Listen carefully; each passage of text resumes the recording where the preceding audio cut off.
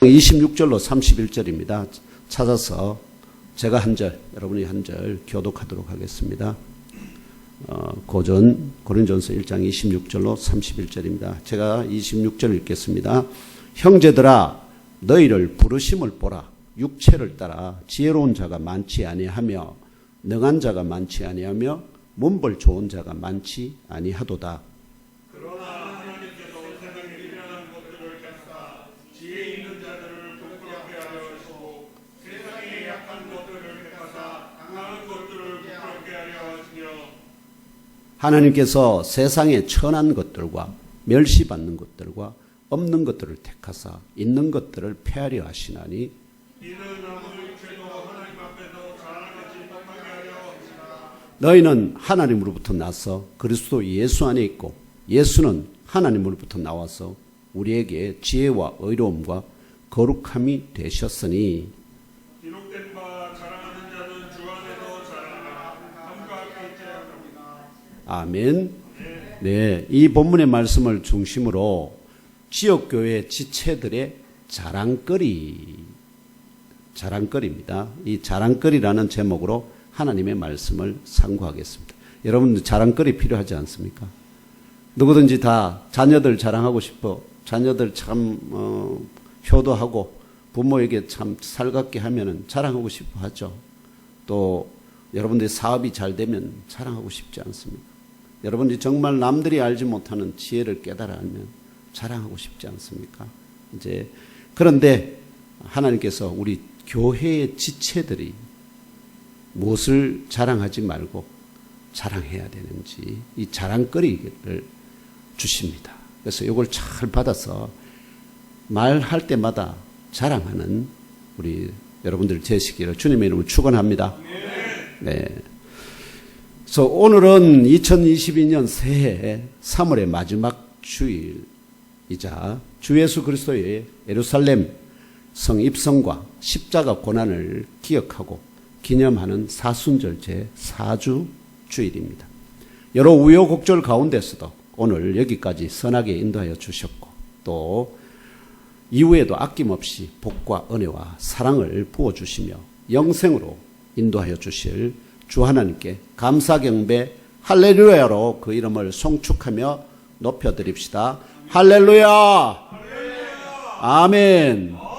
그렇습니다. 2022년에도 세상에 더럽고 추한 것을 담던 쓰레기통과 같은 옛사람을 더 온전히 벗어버리고 그리스도의 초림과 함께 재림을 이 약속을 기억하고 기념하며 기다리는 중에 갓난 아기들 같이 늘 순전한 말씀의 젖을 사모합시다. 주께 합당하게 행하여 범사에 기쁘시게 합시다. 모든 선한 일에 열매 맺게 하시기를 간구합시다. 주 하나님과 그분의 뜻을 아는 것에 자라갑시다. 하나님의 말씀을 담고 성령이 역사하시는 거룩한 성전으로 또 황금 그릇 같은 새 사람으로 속 사람이 다시 태어나고 장성하기를 소망하며 주 하나님의 은혜와 뜻대로 사람을 취하는 영적 업으로 살아가시기를 축원합니다. 이분들이 최고의 복 있는 자입니다. 오늘 본문을 헬라어 원문의 쉼표, 마침표 그리고 의미를 기준하면은 세 단락으로 구분됩니다. 첫째 단락은 26절이고 둘째 단락은 27절로 29절이고 마지막 셋째 단락은 30절로 31절입니다. 이렇게 딱딱 마침표가 찍어져 있습니다. 오늘 본문의 첫째 단락 26절에서 사도는 자신과 동역자들이 성령의 나타나심과 능력을 의지하여 십자가에 못 박힌 그리스도를 전파하여 개척한 고린도 교회 지체들을 향하여 형제들아 너희들은 너희들의 부르심을 돌아보라 강권합니다. 너희들은 너희들의 부르심을 돌아보라. 너희가 이전에 부르심을 받기 전에 어떤 자였는지 돌아보라 하는 것입니다. 그들이 자신과 다른 지체들을 돌아보면 그들 가운데 첫째, 육체를 따라 지혜 있는 자들이 많지 않고 둘째, 권세나 능력이 강한 자들도 많지 않고 셋째, 명망 있는 귀족 가문에 태어난 자들도 많지 않다는 사실을 알 수 있다는 것입니다. 우리 예멈교회도 그렇죠. 여기에 지혜 있는 분들 많습니까? 또 권세나 능력이 강한 자들이 있습니까? 명망 있는 귀족 가문에 태어난 분들이 있습니까? 근데 그러면 우리는 뭐죠? 그렇다면 너희들이 어떻게 행동해야 되느냐 하는 것을 말하겠죠.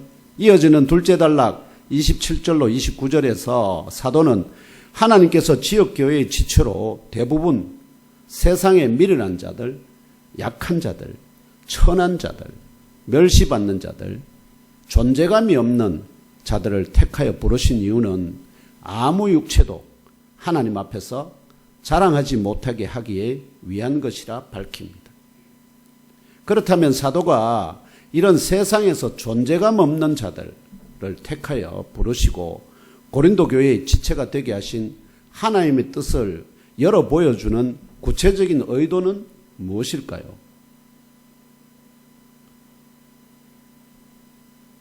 고린도 교회라는 참 영광스러운 교회의 지체로 부르심을 받은 자는 전부 다 별 볼 일 없는 자들이 다 부름을 받았다는 거예요. 볼 일 있는 자들은 딴 데로 가고 볼 일 없는 사람들이 다 여기 와야 돼요. 여러분 볼 일 없어서 여기 와 있는 거죠. 마지막 셋째 단락 30절로 31절에서 사도는 고린도 교회 지체들의 진짜 자랑거리가 무엇인지를 보여주며 이왕 자랑하려고 하는 마음이 있지 않습니까? 이왕 자랑하려거든 주 안에서 자랑하라는 성경의 기록대로 성취할 것을 요청합니다. 그렇다면 고린도 교회 지체들의 자랑거리는 과연 무엇일까요? 이러한 본문의 내용을 토대로 오늘 함께 나눌 첫 번째 대지는 사도가 이 세상에서 존재감 없는 자들을 택하여 부르시고 고린도 교회의 지체가 되게 하신 하나님의 뜻을 열어 보여주는 구체적인 의도에 대하여 상고하는 것입니다. 왜 그걸 굳이 다 까발려서 보여주느냐 하는 거예요. 열어 보여주느냐 하는 거예요. 그걸 보고 뭔가를 깨달아라는 의미가 있겠죠. 두 번째 대지는 지역교회 지체들의 참된 자랑거리가 무엇인가를 상고하는 것입니다. 이러한 두 가지 대지를 상고하면서 2022년 새해 저와 형제자매 여러분을 택정하여 하늘의 머리와 땅의 몸으로 이루어진 신령한 교회의 지체로 부르시고 또 사람을 취하는 영적 업으로 부르시고 거듭나게 하시어서 영적 지능을 겸비하게 하시고 장성하게 하시는 주 하나님 뜻과 작정과 우리를 향한 기대가 무엇인지 분명하게 깨달아 하시는 은혜와 복이 저와 여러분 각자 안에 충만하게 임하기를 기원합니다. 네, 이런 복을 받고 우리 살아갑시다. 첫 번째 대지는 사도가 이 세상에서 존재감 없는 자들을 택하여 부르시고 지역교회의 지체가 되게 하신 하나님의 뜻을 열어 보여주는 구체적인 의도에 대하여 상고하는 것입니다. 먼저 1세기 중엽 당시에 고린도 지역과 거주자들의 역사적 배경에 대하여 간단히 알아보겠습니다. 당대 역사가들의 증언과 PPT 사진 자료를 여기 보시면 참조하면 이게 이제 아테네에 있는 그리스 반도죠. 이게 그리스 반도인데 그리스 반도의 아테네에서 이 원래는 이쪽 지역이 스파르타 지역이죠. 이 스파르타하고 건너가는 그거에 길목에 뭐가 있느냐 하면은 고린도라는 도시가 있습니다.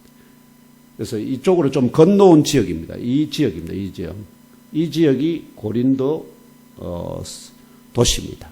이 고린도 도시는 이게 이제 안에 보면은 이 지금 현재 운하가 뚫려 있습니다. 세계 3대 운하 중에 하나인데요. 이것은 이 운하를 처음 건설하기 시작한 자는 네로 황제입니다. 근데 네로 황제 때 완성을 못하고 시작했는데 완성이 된 것은 언제냐? 19세기 와서 완성이 됐습니다. 긴 세월 걸렸습니다. 여기 이 지역에 보면은 이제 여기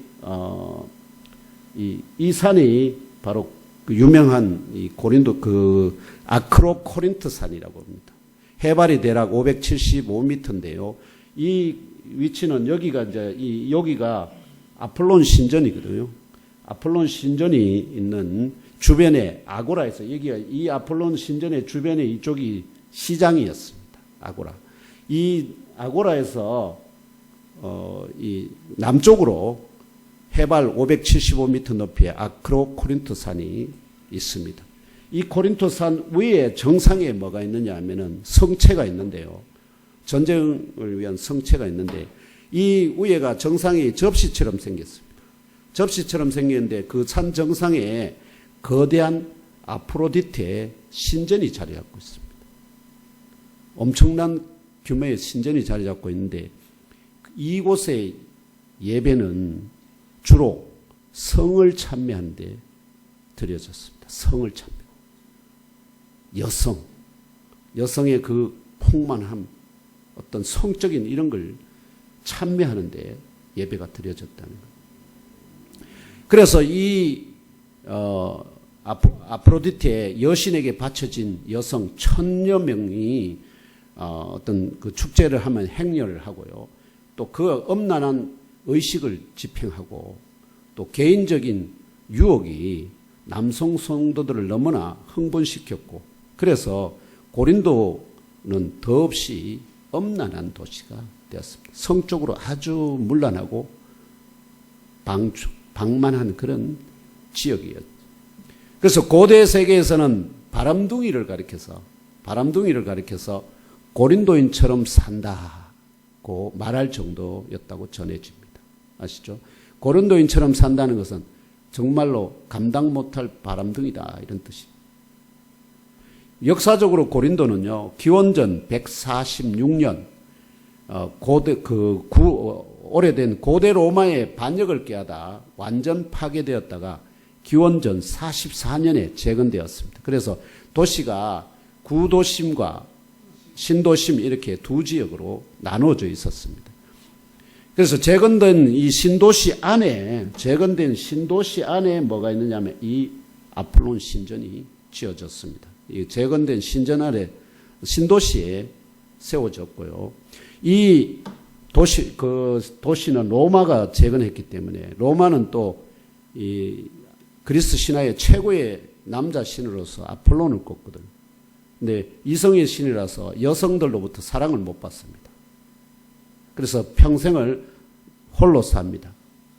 그런데 아폴론을 그러면 누구랑 연애를 하느냐?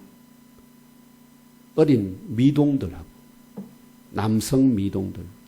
왜냐하면 그 어린 미동들은 그를 경배하니까. 그들과 성적인 관계. 이런 다양한 형태의 그림들이나 이런 조각들이 새겨져 있어요. 그러니까 결국은 고린도는 이걸로 말미암아서 동성연애의 도시이기도 했습니다. 1세기 당시에 고린도는요. 바울이 방문한 도시들 3차 여행까지 하지 않습니다. 그 도시들 중에서 가장 규모가 컸습니다. 100년 이상 아까 여기 또 146년에 폐허가 됐고 그 다음에 44년에 다시 그게 됐기 때문에 결국은 100년 이상 이렇게 폐허로 있다가 바울이 처음 방문했던 주후 51년경에는 재건된 지 채 100년도 되지 않았지만 새로운 상업 중심 도시로 급속히 성장하고 있었습니다.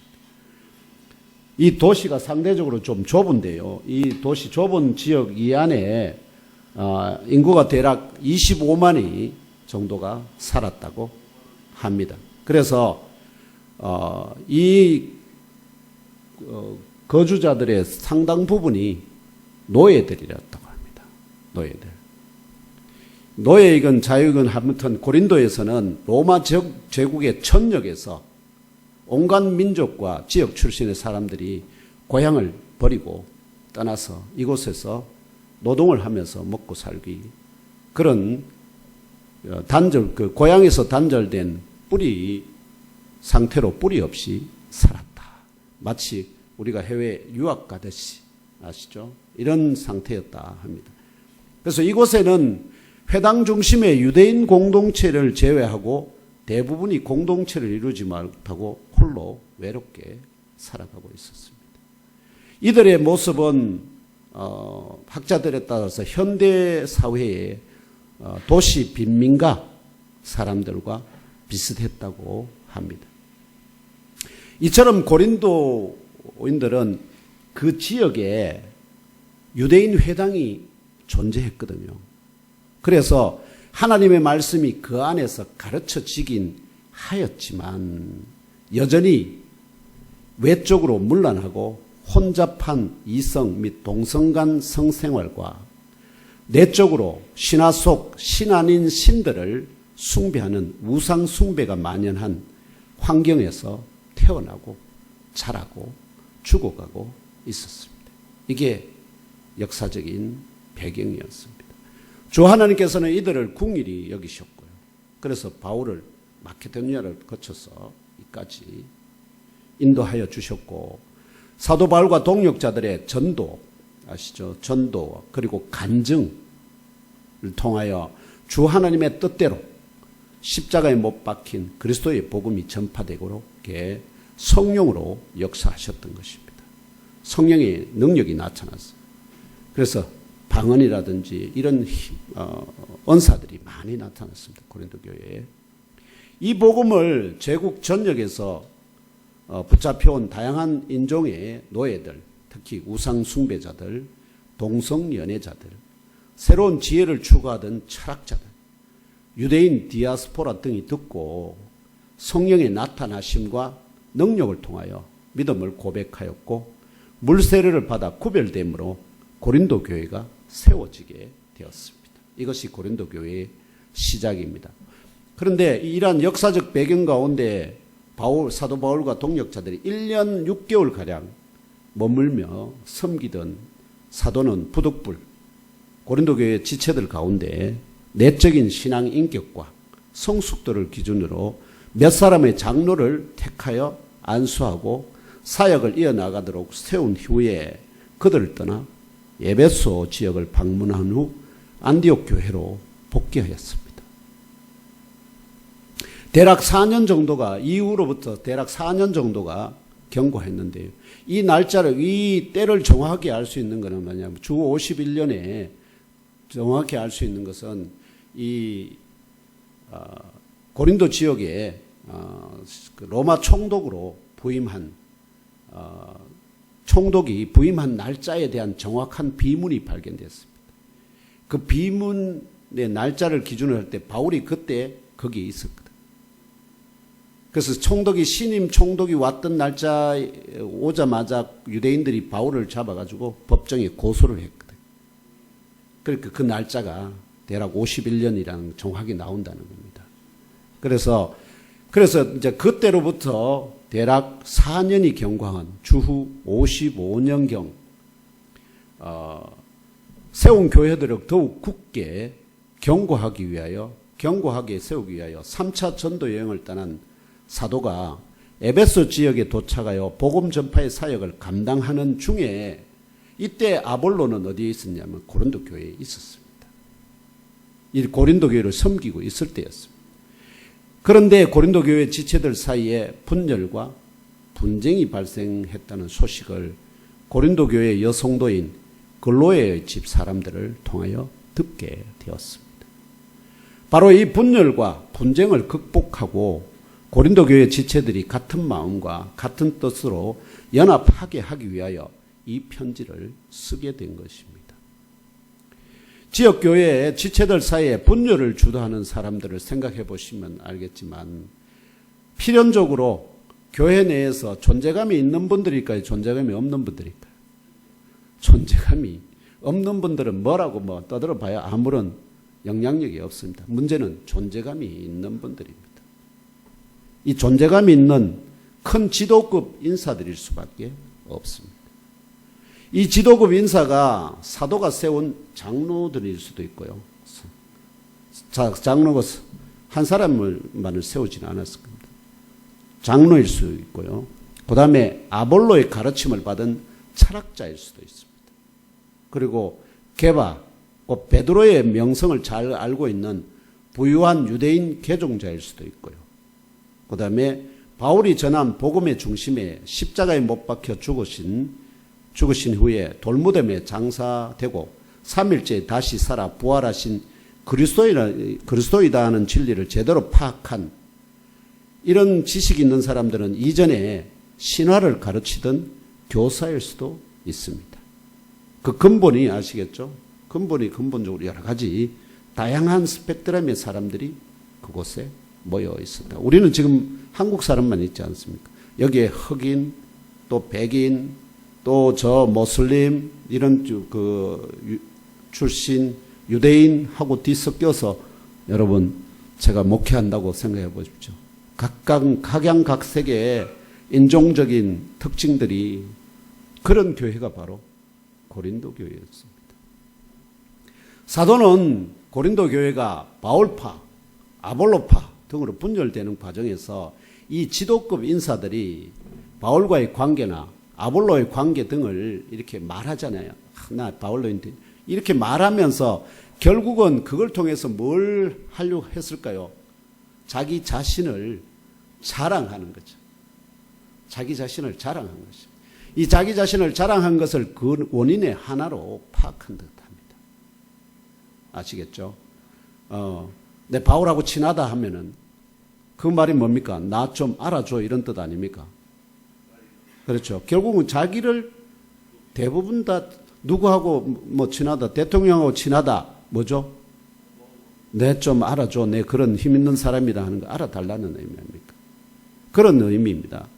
그러므로 사도는 오늘 본문에서 고린도 교회의 분열의 원인의 하나로 파악된 사람들의 자랑거리가 무엇인지, 사람들이 세상에서 자랑하는 것이 무엇인지 이걸 우선 제시합니다. 그리고 그것이 과연 하나님 앞에 합당한 것인지를 돌아보게 합니다. 첫째는 이 세상의 지혜입니다.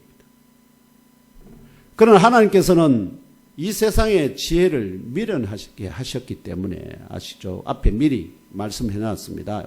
20절에 한번 보시면은 이렇게 말씀하십니다.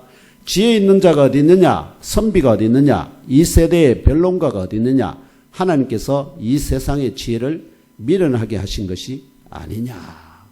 아시겠죠?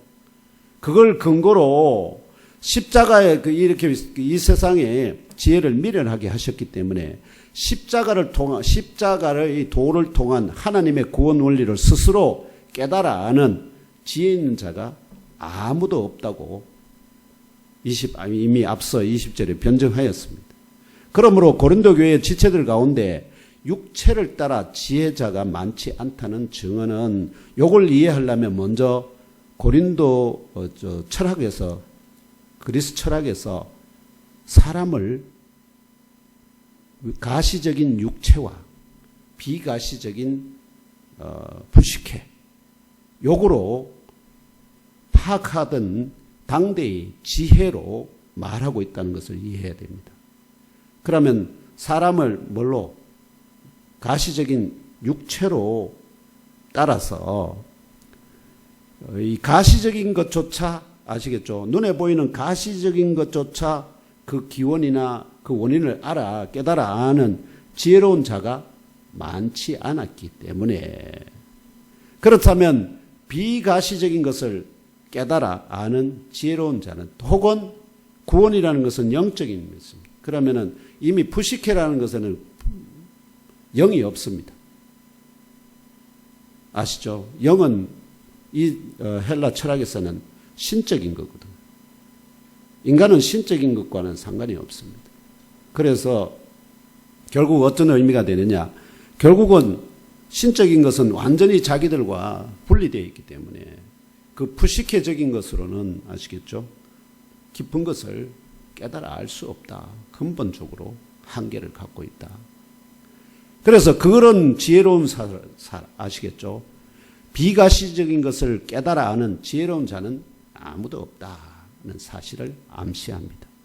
둘째, 고린도 교회 지체들 가운데 능한 자가 많지 아니하다는 증언은 신화에 등장하는 영웅들이 있죠.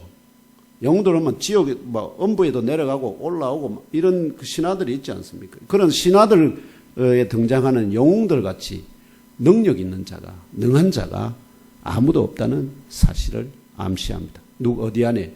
고린도 교회 안에. 영웅들은 없다. 영웅들은 교회에 들어오지 않는다. 이렇게도 보시면 됩니다. 셋째, 고린도 교회의 지체들 가운데 문벌 좋은 자가 많지 아니하다는 증언은 왕족의, 아시죠? 자랑하려면 문벌 좋다 하면 최고의 문벌이 어디입니까? 왕 아닙니까? 왕. 로마 황제. 이런 범주에 버금가는 귀족들은 아무도 없다는 사실을 암시합니다. 역사적인 상황이 지금은 물론 아시죠? 과거에는 캐톨릭이 왕성할 때는 황제조차도 아시죠? 교황에게 그냥 머리 숙이던 그런 때가 있었습니다. 그러나 지금은 그 당시에 1세기 당시에는 그런 일이 없었다. 그런 자가 아무도 없었다 하는 것입니다. 이처럼 사도가 고린도 교회의 지체로 부르심을 받은 자들 가운데 비가시적인 것을 깨달아는 지혜로운 자가 아무도 없고, 신화에 등장하는 영웅들 같이 능한 자가 더 없고, 그 다음에 왕족의 버금가는 귀족들이 아무도 없다고 증언하는 의도는 이 세상 사람들이 자랑거리로 삼는 것에 비교하더라도 이 정도는 돼야 뭐 할 수 있다는 거죠? 자랑거리가 되지 않느냐.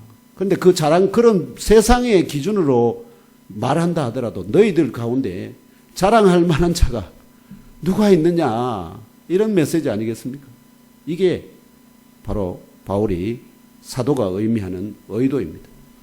이 세상 사람들이 자랑거리로 삼는 것에 비교하더라도 너희들 가운데는 자랑할 만한 것이 아무도 없고, 또 세상 사람들의 자랑거리가 거칠해적이고, 아시죠? 거칠해적이고 무익한 것들이다 하는 것을 드러내기 위한 것입니다. 이것만은 있는 것이 아니라 더 나아가 하나님께서 이처럼 이 세상에서 자랑할 것이 없는 사람들, 그럼에도 불구하고 그들을 불러서 세우신, 세상의 미련한 자들을 택하사 지역교회의 지체로 부르신 것은 세상의 학문과 지혜를 자랑하다가 영적인 역사를 조금도 오히려 부정하고 뭐하죠? 반대하고 배척하는 그런 몰상식에 도달하지 않습니까? 그러니까 그들을, 이런 몰상식에 도달하는 세상의 지혜자들을 부끄럽게 하기 위한 것이다 하는 것입니다. 또 세상의 약한 자들을 택하사 지역교회의 지체로 부르신 것은 자신의 강한 육체를 자랑하다가 환난이 딱 닥치면 어떻게 해요? 그대로 그냥 권세 앞에 능력 팍 꼬꾸라지는, 힘센 사람이라고 막 그거 하다가 어떻게 해요? 권세자가 한마디 팍 하면 어떻게 된다고요? 그냥 죽음의 두려움에 빠져서 넘어지고 그냥 굴복한다는 것입니다. 그런데 고린도 교회에 진정한 약하지만 하나님의 지혜로 성령의 은혜를 입은 사람은 어떻게 해요? 어떤 환난이 와도 영웅들보다 더 굳건하게 그것을 이겨나간다는 거예요. 이게 하나님의 능력이요 지혜입니다. 그 얘기를 하고 있는 것입니다. 그 다음에 세상에 천한 것들과 멸시받는 것들과, 거기 보면은 있는 것들이라 이렇게 되어 있잖아요. 있다 없다 비동사거든요. 비동사는 항상 존재를 나타냅니다. 그래서 존재감이 있는 것, 존재감이 없는 것, 이렇게 번역하는 게 옳습니다. 있다, 있는 자들을 택해서 없는 자들을, 없는 자들을 택해서 있는 자들을 부끄럽게, 뭐가 없는지 뭐가 있는지가 이해 안 되잖아요. 그 비동사인데 그걸 있는 자, 없는 자 이렇게 구분하면 안 됩니다. 어떻게요? 존재감이 없는 자들을 불러서 그들을 지체로 세운 것은 뭐가요? 존재감이 있는 자들. 이렇게 어깨를 고개 좀 빳빳하게 드는 이런 사람들, 존재감 있는 사람들을 어떻게 한다고요? 그들을 부끄럽게 하기. 부끄럽게 하고, 이 세상에 잠시 존재감을 자랑하는 자들을 폐하기 위한 것입니다. 이러한 택하심과 부르심의 진리를 통하여 하나님께서는 아무 육체도 자신 앞에서 자랑하지 못하게 하십니다. 그래서 우리가 하나님 앞에서 자랑할 것은 없는데요.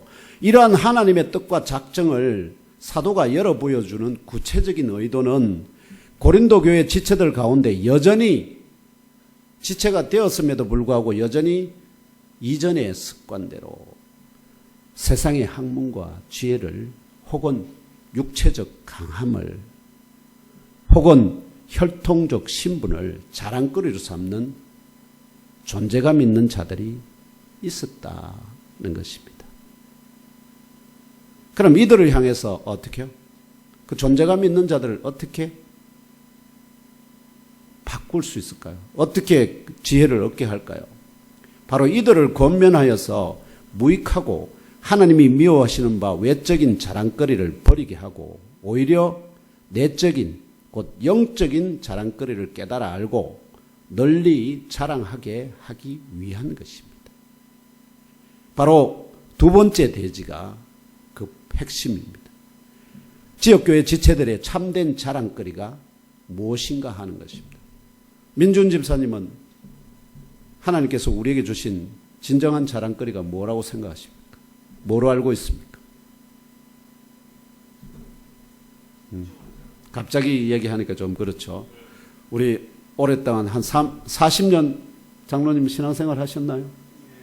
우리 한 40년 경륜에 박경식 장로님은 하나님께서 우리에게 주신 자랑거리가 무엇일까요? 하나님 나라의 상속자가 돼요. 정말 중요한 메시지죠. 오늘 본문에서는 그러면 사도는 이 존재감 없는 자들에게 또는 그 존재감이 있는 자들에게 자랑하는 존재감이 있는 자들에게 두 가지죠. 첫 번째는 존재감이 전혀 없는 자들에게 자랑거리를 주고 그럼 존재감이 있게 만들어주는 거잖아요. 존재감이 있는 자들은 그 자랑거리를 어떻게 해요? 교체하라. 이런 메시지입니다. 그래서 오늘 본문의 셋째 단락이 30절인데요. 30절에 참된 자랑거리가 제시됩니다. 30절에 헬라어 원문에 사용된 구별되는 두 개의 불변 전치사가 한글 성경에서는 으로부터 나서라는 동일한 의미로 번역되었습니다. 하나는 너희는 하나님으로부터 나서라는 말씀에서 으로부터 나서라는 의미로 번역된 헬라가 바로 에크입니다. 에크. 영어로는 아브라함 링컨의 연설문 가운데 자유민주주의의 통치 원리는 by the people, 곧 국민에 의한, of the people, 곧 국민의, 그 다음에 for the people 해서 곧 국민을 위한 것이어야 한다는 선언에 등장하는 of의 의미입니다. 국민의. 그래서 통치 권력이 국민으로부터 나온다 혹은 통치 권력의 출처 혹은 주인이 국민이다로 해석할 수 있습니다. 그럼 소유권하고 관계 아닙니다. 오브는. 그래서 헬라어 에크는 불변 전치사는 바로 뒤에 따라 나오는 대상이 그 출처 혹은 주인됨을 암시합니다. 국민주권 사상 알겠죠? 이를 반영하여 직역하면 이런 뜻입니다. 너희들은 그의 소유물로 원래는 하나님이라는 것은 그 대명사로 되어 있습니다. 그래서 앞에 남성 3인칭 단수이기 때문에 원래는 근원인데 그게 바로 앞에 뭘 가느냐 하나님을 가르쳐 29절에 하나님을 가리킨다는 겁니다. 그래서 너희들은 그 곧 하나님의 소유물로 그리스도 예수 안에 있다. 이런 의미입니다. 이해되시나요? 명확하죠? 우리는 하나님의 소유물로 예수 그리스도 안에 있다. 이런 뜻입니다. 다른 하나는 예수는 하나님으로부터 나와서라는 비교되는 말씀에서 거기도 으로부터 나와서 이렇게 되어 있지 않습니까? 동일한 의미죠. 이 헬라어 이렇게 번역된 헬라어 단어가 뭐냐? 아포입니다. 아까는 에크였고 이번엔 아포입니다. 영어로는 from의 의미입니다. from A to B 또는 from God 이제 이렇게 말하는 건데요. 어떤 대상이나 사건의 기원 혹은 시작 위치 혹은 시작 때가 불변전치사 아포 뒤에 따라 나옵니다. 그래서 아포 가드 하나님을 따라서 이렇게 나오는데 그럼에도 불구하고 여기는 from은 주인이나 소유 관계의 의미는 없습니다. 아시겠죠? 주인이나 소유 관계의 의미. 앞에는 아까 에크는 뭐가 있다고요? 소유 관계가 있습니다. 그런데 여기는 from은 소유 관계가 없습니다. 이를 반영하여 직역하면 이런 뜻입니다. 그는 하나님의 예수로 되어 있죠. 예수 그리스도는 하나님의 위치로부터 떠나 이런 뜻입니다. 하나님의 위치, 하나님의 위치로부터 떠나 우리에게 지혜, 의뿐만 아니라 거룩과 구원이 되어 주셨다는 의미입니다. 이해되십니까? 하나님으로부터, 하나님의 위치로부터 떠나 우리에게 지혜, 의뿐만 아니라 거룩과 구원이 되어 주셨다는 의미입니다. 그래서 약간 어감의 차이가 있죠. 그런데 우리 한글에서는 그냥 똑같이 번역해 놨습니다. 하나님으로부터 나서 또는 하나님으로부터 나와서 이렇게 똑같이 되어 있습니다. 그런데 전치사는 다릅니다. 하나는 앞에는 에크, 소유를 관계 있는 거. 그 다음에 뒤에는 아포, 출처, 기원 이걸 의미합니다.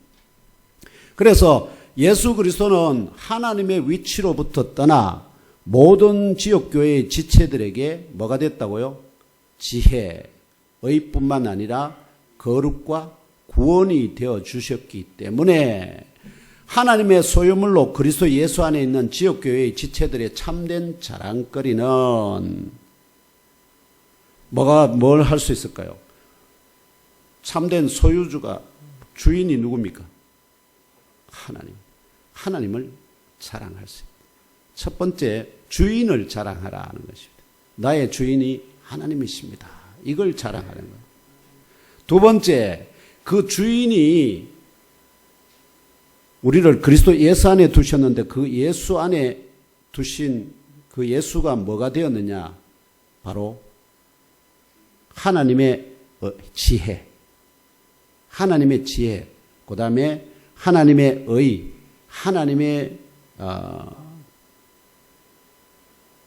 거룩, 하나님의 거룩, 그리고 하나님의 구원이 되셨기 때문에 결국은 우리가 지역교회의 지체가 됨으로만 소유할 수 있는 것입니다.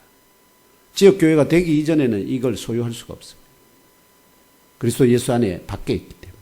근데 그리스도 예수 안에 딱 들어오면 그리스도 예수가 바로 우리의 하나님의 지혜, 또 하나님의 의, 거룩, 그리고 구원이 되셨기 때문에 결국은 이 나라, 이 지역, 그래서 우리가 자랑할 것이 결국은 뭘까요? 첫 번째는 하나님 아버지, 두 번째는 예수 그리스도, 그 다음에 그분으로 말미암아서 우리에게 주어진 지혜, 하나님의 지혜를 자랑하라.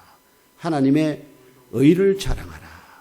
하나님의 거룩을 자랑하라. 하나님의 구원을 자랑하라. 이겁니다. 이게 우리가 진실로 자랑할 바라 하는 것입니다. 그러므로 이 나라, 이 지역, 옛몸교회의 지체된 저와 형제 자매 여러분은 외적이고 혈통적인 세상 사람들의 자랑거리인 세상의 지혜, 또 육체적인 능력, 그 다음에 혈통적 신분의 고귀함을 자랑하는 것을 넘어서 내적이고 영적인 혈통이죠. 이거는 육적인 혈통이 아닙니다. 영적인 혈통을 따라 새롭게 소유하게 된 주인, 우리의 주인이 되신 하나님, 그리고 하나님의 지혜, 의, 거룩, 구원이 되어 주시는 예수 그리스도를 널리 자랑하고 전파하시기를 강권합니다. 그래서 첫 번째 하나님 아버지, 하나님을 자랑합시다. 둘째 예수 그리스도를 자랑합시다. 그 예수 그리스도로 말미암아서 우리에게 주신 하나님의 지혜, 하나님의 의, 하나님의 거룩, 하나님의 구원을 자랑하시는 예몸교회 성도들 되도록 주님의 이름으로 축원합니다. 이렇게 자랑하는 것이 과연 그게 그렇다면 바울이 이야기하는 바가 정말 하나님의 진실한 뜻에 관계되느냐, 어디냐, 어디로부터 그 말씀을 증거를 찾을 수 있느냐, 이러한 자랑거리로 자랑하는 것은 에레미야 선지자를 통하여, 에레미야 선지자가 결국 바벨론에 의해서 유대나라의 멸망의 심판을 앞둔 유대나라 백성들에게 명령된 하나님의 뜻과 작정대로 성취하는 것입니다. 왜냐하면 이를 증언하는 에레미야 9장 23절 24절을 함께 읽으며 알아봅시다. 시작. 여호와께서 이와 같이 말씀하시되 지혜로운 자는 그의 지혜를 자랑하지 말라. 용사는 그의 용맹을 자랑하지 말라. 부자는 그의 부함을 자랑하지 말라. 자랑하는 자는 이것으로 자랑할지니 곧 명철하여 나를 아는 것과 나 여호와는 사랑과 정의와 공의를 땅에 행하는 자인 줄 깨닫는 것이라. 나는 이 일을 기뻐하노라. 여호와의 말씀이니라. 아멘.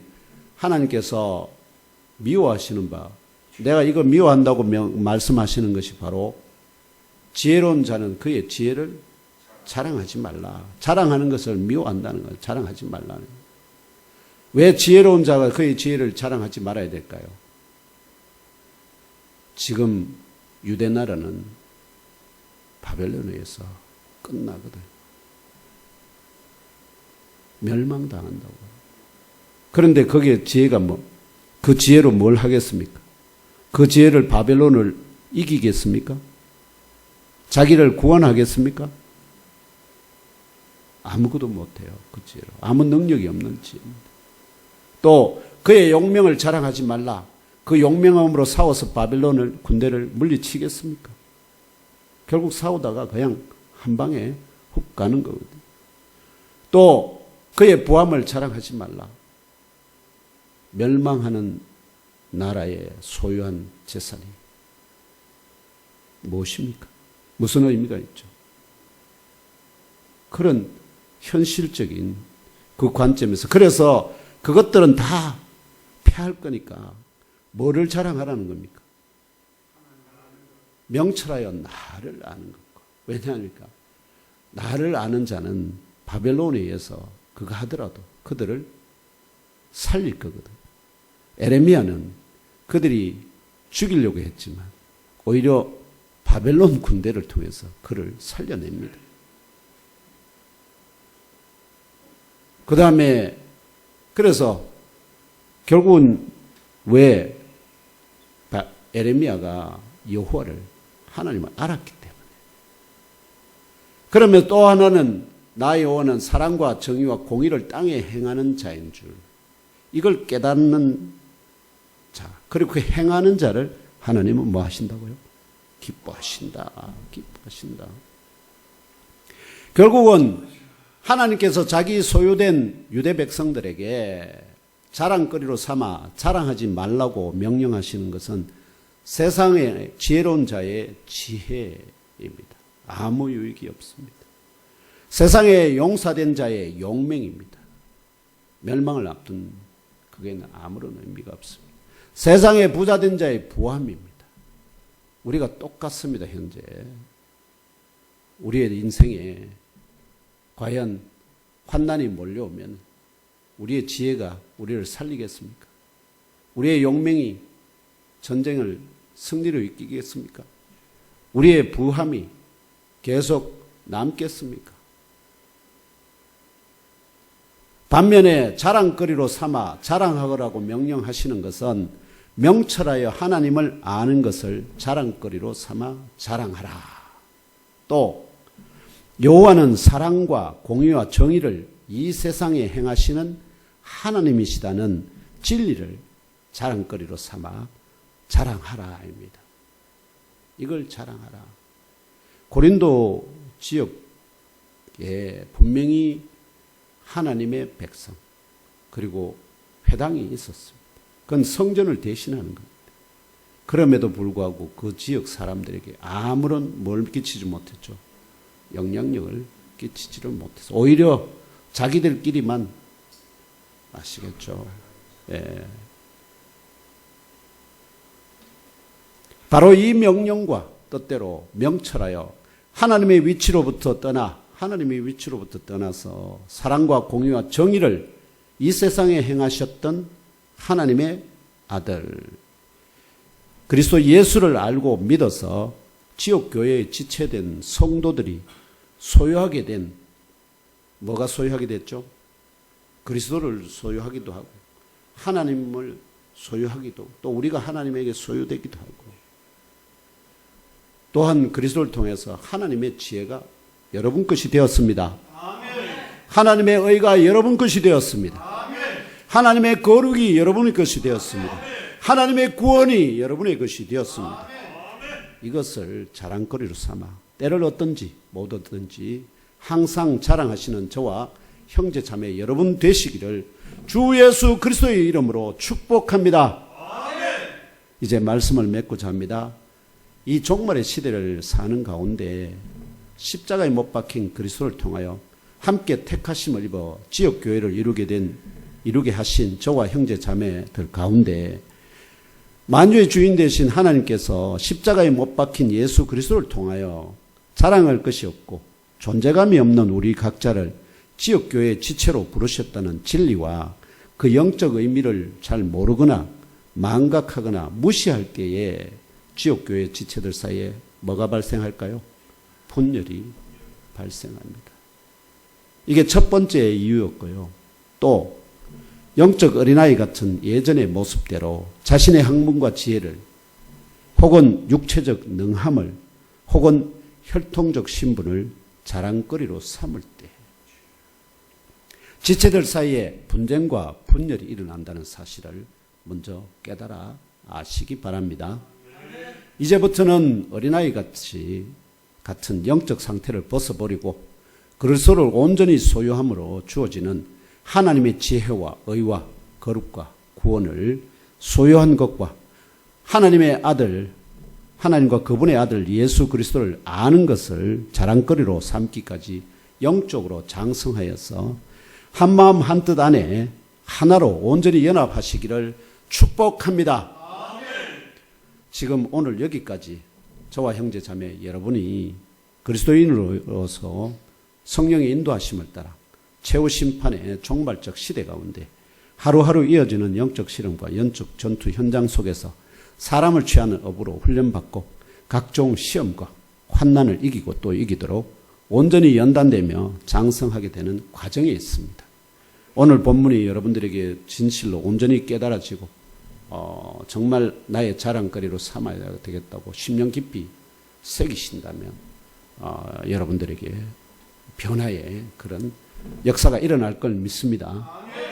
그러는 가운데 환난과 박해의 영적 바람이 불더라도 영웅처럼 팍 권세 있게 하다가 그냥 팍 엎드려지는 요즘 한국 지금 권력기관들이 좀 그런 거 안 같습니까? 그냥 정권 바뀌니까 막 그냥 바로 앞에 그 앞에 엎드리지 않습니까? 이건 능력이 없는 겁니다. 능하지 못한 겁니다. 우리는 이런 환난과 박해의 영적 바람이 불더라도 또 선을 행하는 중에 당하는 고난이라도 욕을 욕으로 악을 악으로 갚지 말고 원수를 향하여서도 오히려 복을 빌어주므로 하나님이 예배하신 한 사람이라도 취하여서 주 하나님께 올려드리는 충성된 업으로 쓰임 받으시기를 주 예수님 이름으로 축복합니다.